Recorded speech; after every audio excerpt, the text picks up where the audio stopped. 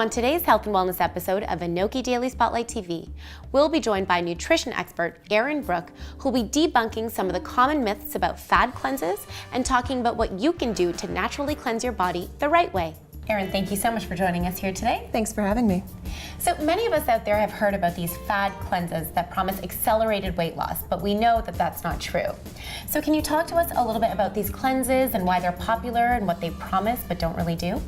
Sure. I think I would attribute their popularity to Hollywood and movie stars and tabloids reporting on, Beyonce lost 20 pounds in 3 weeks for such and such a role or music video. Right. And so we should already know that looking to Hollywood as inspiration is fairly dangerous. Right. A cleanse itself is an extended period of time, usually 3 to say 21 days of a very limited amount of food or type of food, such as just fruits, just vegetables, in some cases just liquids. Okay. The primary goal is for most people who take a cleanse is generally weight loss, but there is this message of toxins in the body from pollution, plastics, the modern world that we live in.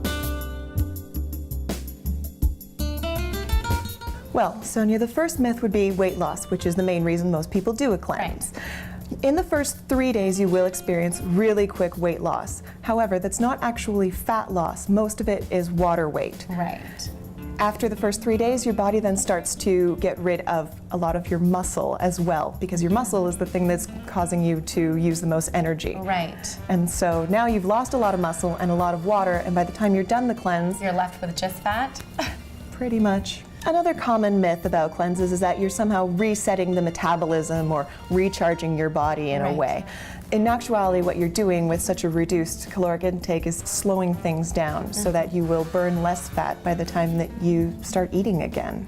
A third myth about cleanses is that people who are feeling sluggish or tired will somehow feel revitalized after doing a cleanse. Right. In actuality, by about the third day, your body's gone into starvation mode. And so in order to cover the pain of starving, your brain releases a wave of endorphins that makes you feel really happy and euphoric. A much better way to get those endorphins would be exercise, which we know releases endorphins, makes you feel happy, makes you feel good, but in a much more controlled state and not nearly as drastic on your system. Right.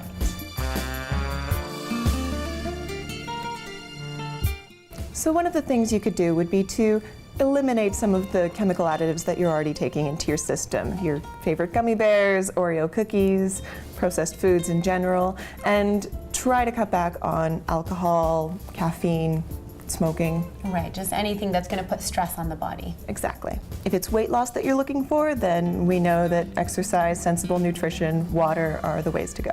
And sleep. And sleep, lots of sleep. If you are concerned, it may actually be due to a food intolerance rather than toxins, which we mentioned earlier.